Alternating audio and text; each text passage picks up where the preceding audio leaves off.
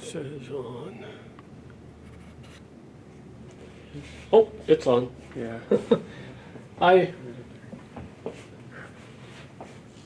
red button's on. Look, we'll pretend it's recording then. And Nancy's here just in time. You're live on TV, I think. Today's the 18th, you guys, Wednesday, so there's your quote. Stay away from negative people. They have a problem for every solution. Think about that. How you feeling, Mr. Friend? Huh? How you doing? Oh, a little better. That's- Mouth is really sore. It's hard to talk, Uh-oh. mumble. You know, just, it is what it is. I gotta go. Gotta keep going. Hopefully next few days we'll be able to go see a neurologist. All right, we're going to talk a bit about some more where we left off the other day. Excuse me. We were getting to the two-party system eventually, or the remnants of what it's going to look like down the road.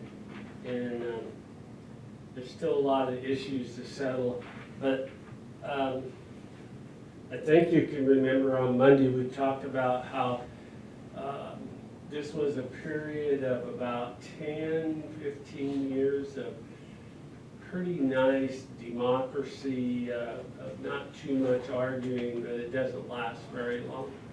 And what quickly develops is because of economic issues that are going on and just the natural greediness of people, of power, of, you know, that have the voting rights and think they have it all, you know, it leads to this. And anyway, with these issues, the common place for it to divide would be the people that worked in cities versus people that worked in the countryside. How to get equal representation. And it, you know, it's always been that. I took you through a little bit about how representation and voting power, what the electoral college is really like and popular vote.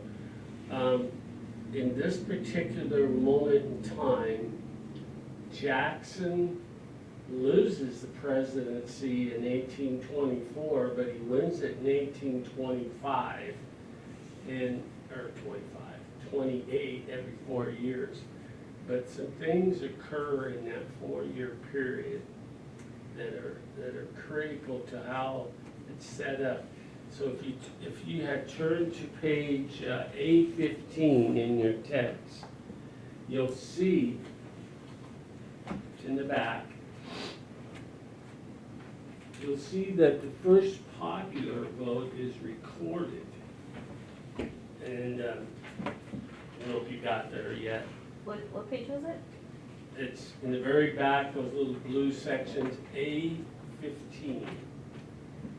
In 1824, you had these 4 guys running for president: Quincy Adams, Jackson, Crawford, and Clay.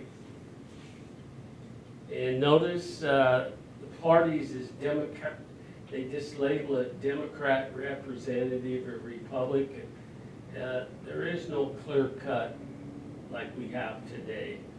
But what I want you to notice is how the electoral vote goes and how the popular vote goes. It's the first registration of that. Notice no one gets the majority. So, you know, Adams had 84 electoral votes, Jackson 99, 41, 37. So how do they decide who the president is? Well, it went to the House of Representatives. And the person that they favored was Quincy Adams, John Adams. So consequently, he becomes president until the next go-around. And then if you look right there, you can see the big difference. In 1828, you can see the breaking into of the two-party system. Look at it. Democratic, and then it's called the National Republican. And it's just a name attached. There's the popular vote, and there's the majority of electoral votes. How many does it take, did I tell you the other day? 200 and, 170. oh. That gives you the majority of electoral votes for president. And if you turn the page, you can see the trend go on forever.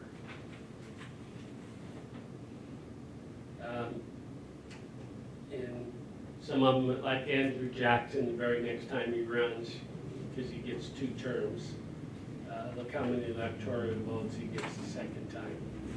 People really like what he had to offer. Now, you may not think that when I get done here, but by the way, I'm sorry about slurring. I'm having great difficulty talking. And, but it's important. Turn that off. My pharmacy. Medicine. All right. Ta-da. I have a question. Yes, ma'am. On the next page, it says Democratic or Whig instead of like Independent or Republican or On A16, yeah, or it says Free Soil. What does that mean instead of Democratic and where was this at? like you know where it says parties? And, Uh-huh. and then it says like Democratic and National Republican and Independent, and then it goes down more and it says Whig, how is it? Whig and Liberty and Well, Free Soil. Yeah, what happens is the names get changed again before we get to this true state of just Republican Party and Democratic Party. So it, They, it, they it keep fiddling around with it. so it's kind of like just another name for Republican until they found that or whatever. Yeah, you could say that. In fact, the chapter you're in, they talk about the Whigs and what they represent, the National Republican Party, and they like calling them different things. You know, it's people get hung up on names and what to call each other because of who you hang out with or what you represent. That's why parties earlier were called the Jacksonian Party, or the Washingtonian Party versus the Jefferson Party. So the Free Soil would represent farmers? And slaves or something? Yeah. So, you know, it's like everything else in the political world seems to be a big game. Well, anyway, with all these trends going on and all this bickering, the natural instinct is to create, even though this last election that you're looking at, there were 4 candidates. And only one of them could be president. And how do you think, if they didn't get the majority of the electoral votes, they didn't get the majority of the popular vote, how did they get elected president? Well, it's part of the system of how you decide in the legislature. In this case, it was set up for the House of Representatives. There was a tie or a non-majority. It would go to the House, which had the most representatives, and they would choose the president. And now, this opens up a can of worms. who likes who's gonna get what from who, and who's gonna have the most clout, the most power at the time. See, Jackson was a new guy on the block, so to speak. He was very rough. I don't know how much you've read about him, but he was involved in several duels. He lived through them all. He was able to draw faster than the other guy, so to speak. But that's how things sometimes were settled. Well, instead of doing that, they slowly started changing, and the evolution of the system, the nominating system, how to do it, we need to clean it up and get something set in stone. And so the 1824, 1828 era, in the beginning of Jackson actually becoming the two-term president, changes things. In your text, it even made reference to how we're going to get this word out in the public. Have any of you ever had the honor of going to a caucus, to a meeting in the Tri-Cities, where the Republicans had theirs here and the Democrats over here? Yeah. Well, the states do that, and this is the beginning of that. And how to gather and support each other. And this is the brand new thing. And as people become more interested, they needed more space, more room to do this. And this is where they call the National Nominating Conventions. I didn't pay any attention to this year's, but in the past, because of COVID, we didn't have a big national Democratic convention and a big national Republican convention to nominate our candidates. Remember that? And then there were several candidates in the Democratic Party, and who came out? Biden. Okay? Who came out on the other side? Trump. And there was hardly any opposition, they didn't carry enough votes to even get on the ballot. But this is the start of that in the late 1820s and early 1830s, of the national nominating committees to have to go through that process. Now, when you get to a national grouping like this, you're bound to have some disagreements in majority rules. Okay, in the two natural camps, and I have written this down, in this case, we're looking at the election of 1828, which is Jackson's first term. There are two principal groups of people opposing each other. And for the sake of labeling them, they're called the Jacksonians. Okay, and the other ones are called the National Republicans. And then they attach the word Whigs to it. Now, Whigs is a term that came from Europe, and it's a political party, but there were remnants of it in New America. And usually this meant somebody that was opposed to the person that was in power. In this case, the Jacksonians had the power. Most of the people favored Jackson. And then, of course, you had another group that was opposing it. Now, this group opposed each other, by the way, and made for some confusion. And then, because people were unhappy, another group evolves. And this is called the Workmen's Group. This is where, if you remember your history a little bit, the textile mills, the factories in the cities where people started finding jobs. These people needed representation, and this is what they did. They formed their own political grouping or political power, and they were actually dissenters.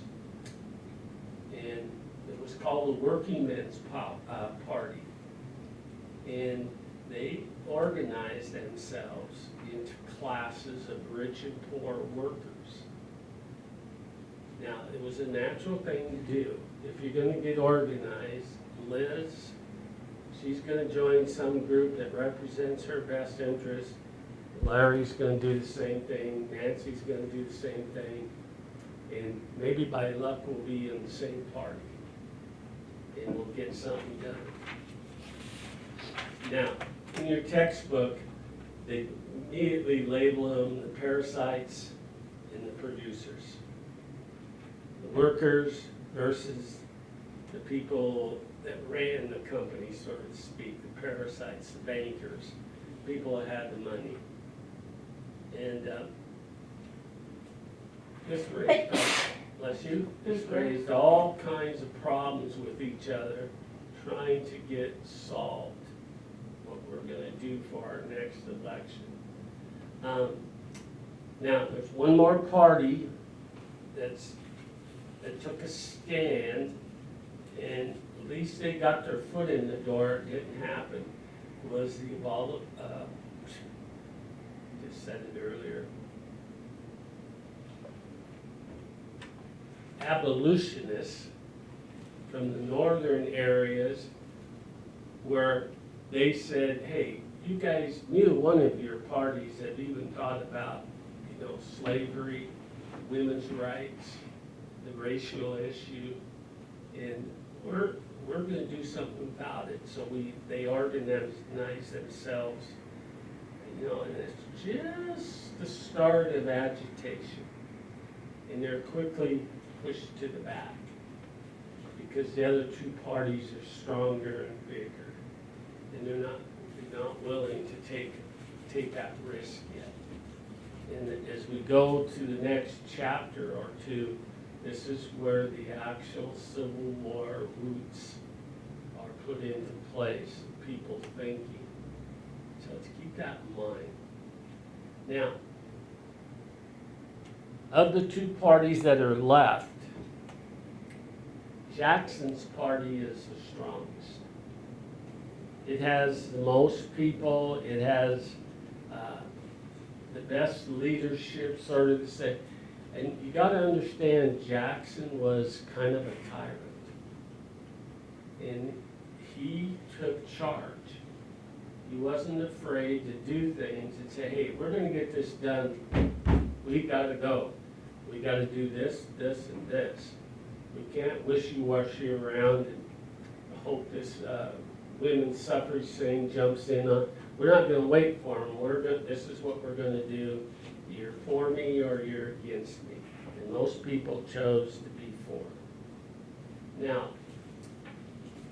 he technically gets elected because of what happened to the other three candidates. If you remember, I talked about Clayton Adams, who was president just before him. And why didn't he succeed again? And who was the other one? Forgetting. Crawford, Adams, Jackson. Anyway, my fault, my bad. One of them gets sick and dies. The other one has a stroke, and the other one just doesn't want to run. So from default, Jackson kind of takes over. And then he immediately does some things that really rile people up. And he changes the structure of popular vote. He changes the structure of the electoral college. And then there's a thing that's on page, I believe, 131. It's called the Tariff of Abominations. See if you can find that. Yep, it is on page. Now, while Jackson is getting to be running for president, starting his campaign, because Adams is still president, but he doesn't have hardly any power or does anything. So in the book it says around 1826, Congress was under control of anybody and whoever had the power. And it could have been a group of senators or representatives, just a group of people that joined together, and people were willing to follow them and do these type of things. And Jackson saw this coming. So, on page 131, second column, or first column actually, it talks about the pressure for greater protection came not only from manufacturers but also from the farmers. The cotton growing South, the only section where tariffs of all kinds were unpopular, were already safely in the general's camp. That's General Jackson, because he wasn't president yet. To gain popularity in the other section, Jackson's lent his support to the tariff of 1828. This tariff of abominations was a congregational grab bag that contained substantial across-the-board increases in duties and gifts for all sections that saved the South. It was not, however, simply a ploy to get Jackson elected. It was, in fact, an early example. Note this now. An early example how special interest groups can achieve goals in a democratic political process. This is known as bargaining, and it's called log rolling. Now that's not in big black letters, but you should have that. What is log rolling?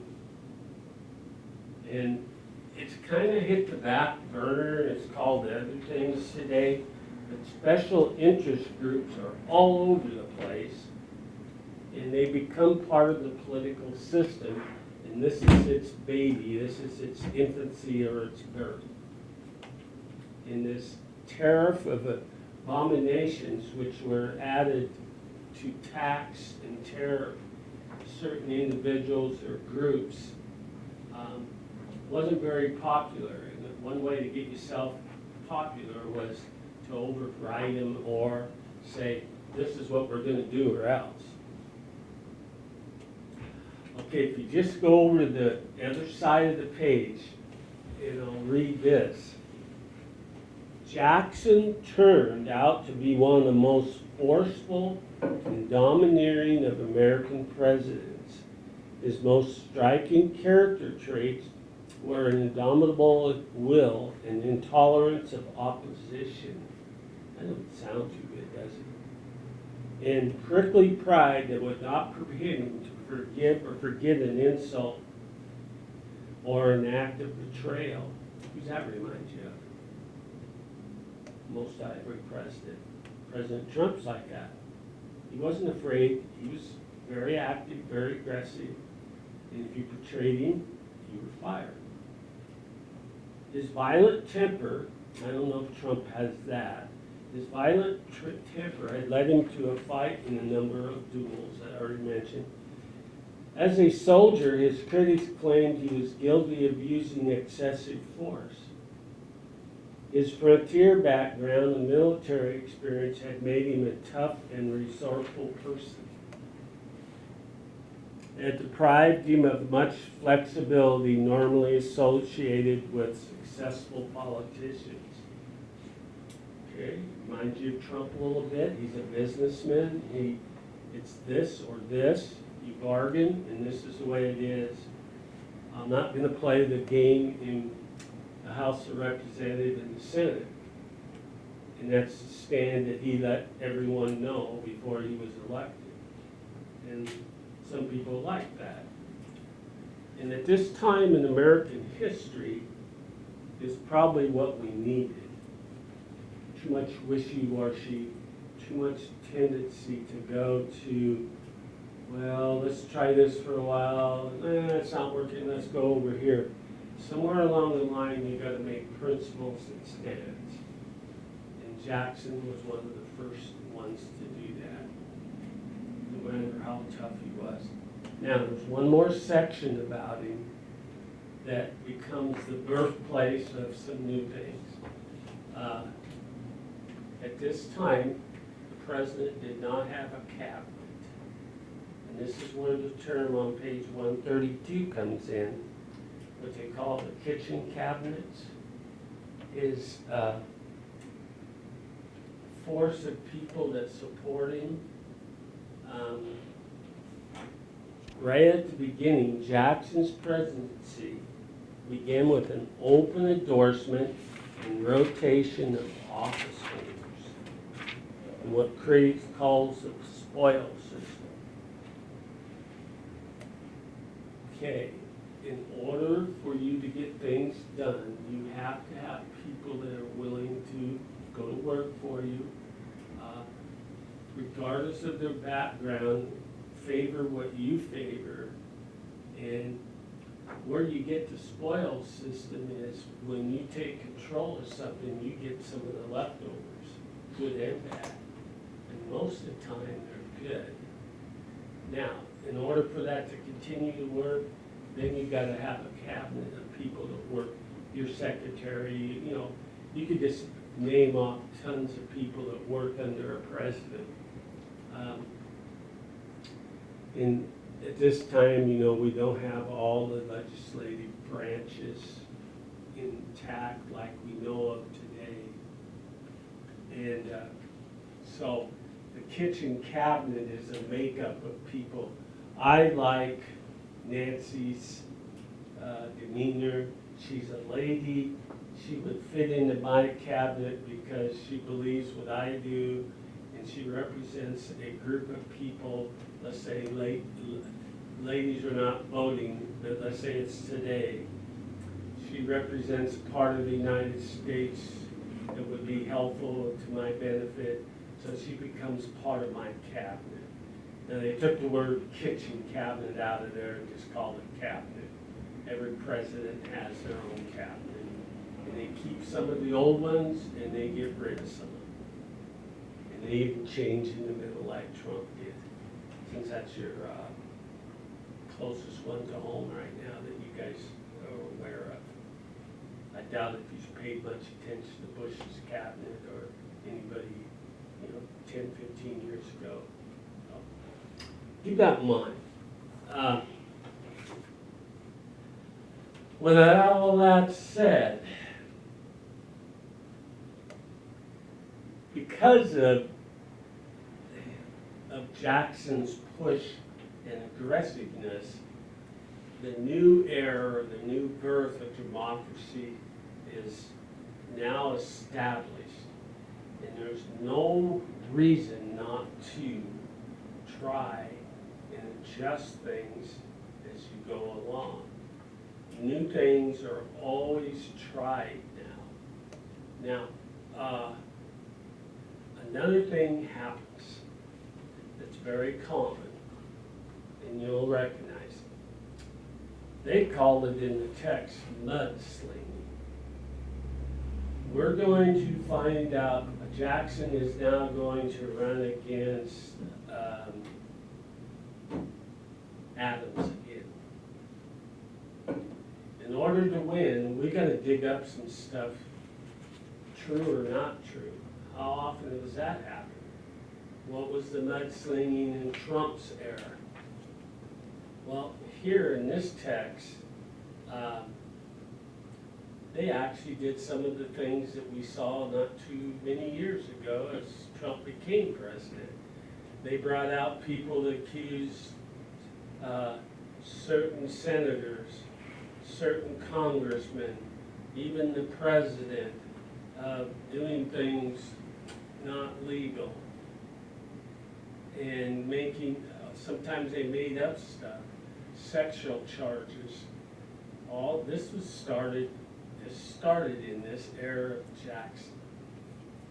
So the birth of mudslinging, putting people down, dishonoring them, so you're gonna gain some more support in their votes.